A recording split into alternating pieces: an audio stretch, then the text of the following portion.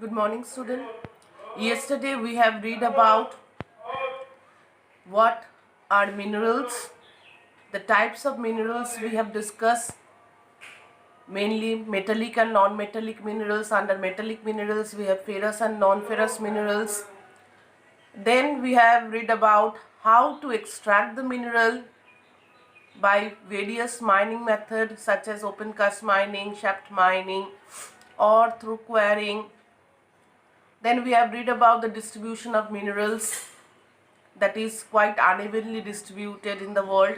Now we'll read the distribution of minerals in the world, especially with the 7 continents.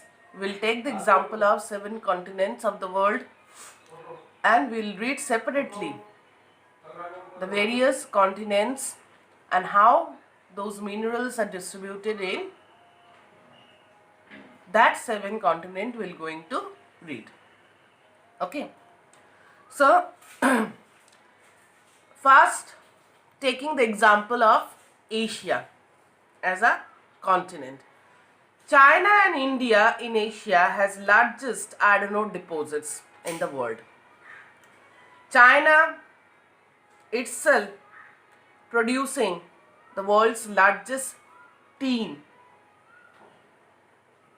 After that, Malaysia and Indonesia are among the world's largest tin producer.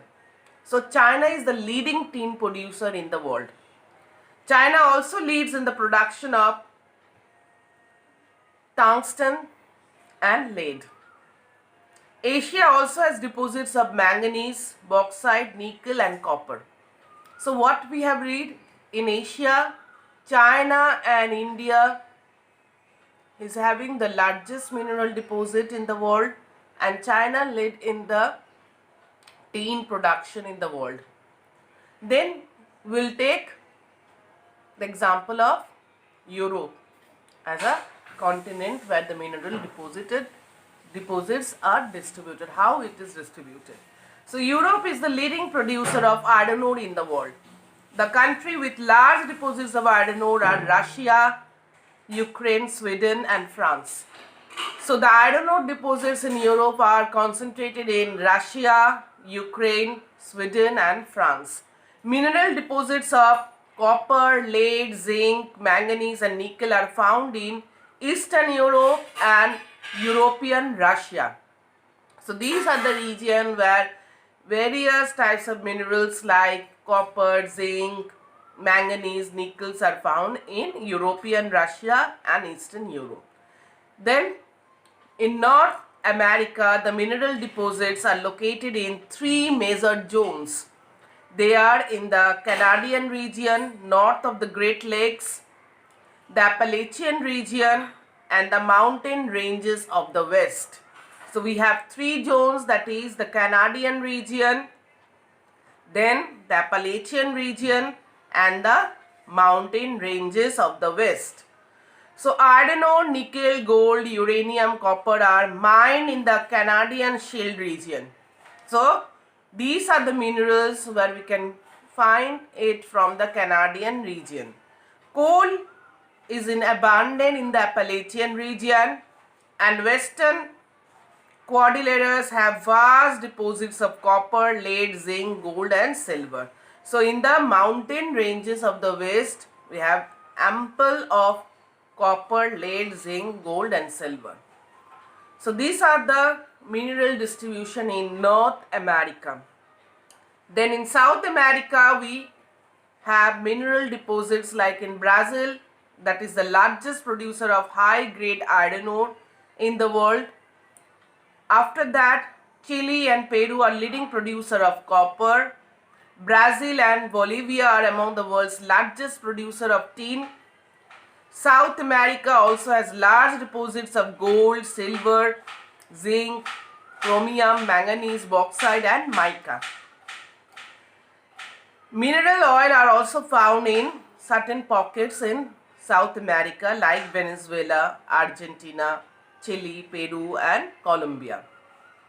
In Africa, which is a very rich in mineral resources, is the world's largest producer of diamond, gold and platinum.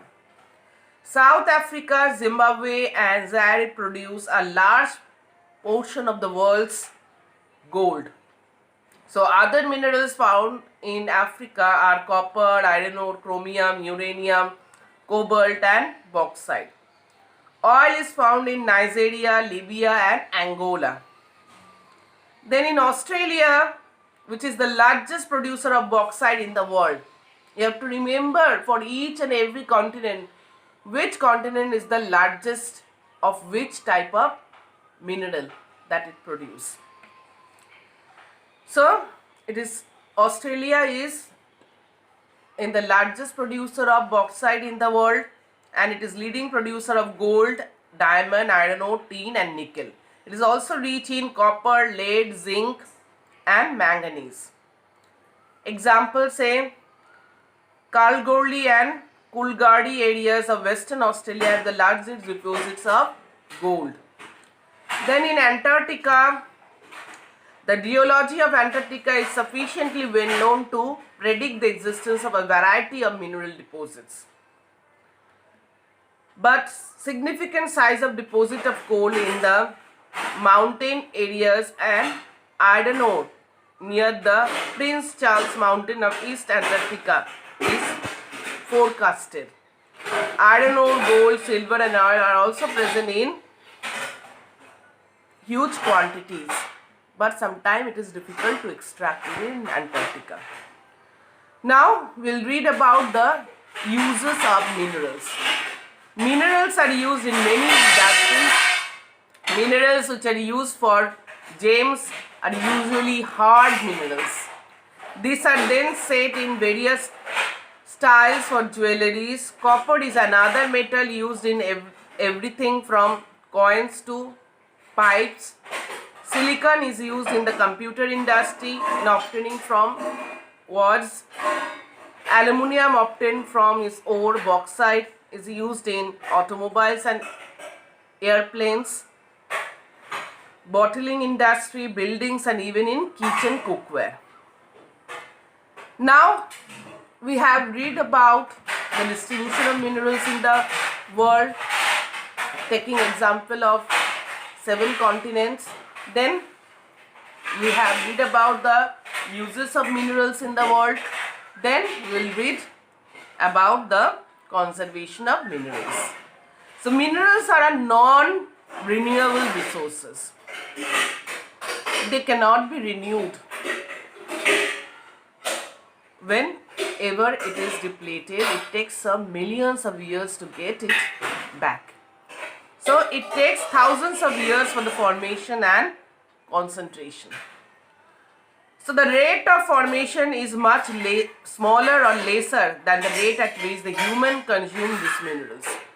So it is being generating, the rate in which it is generating is much more less than the rate in which the human being is consuming. So it is necessary to reduce wastage in the process of mining. So recycling of metals is another way in which the mineral resources can be conserved. So we have to use the mineral resources very judiciously, thinking it for the future generation. We have to recycle the minerals that are used, then only we can conserve the mineral. So in the next class we will read about the power resources. Thanking you.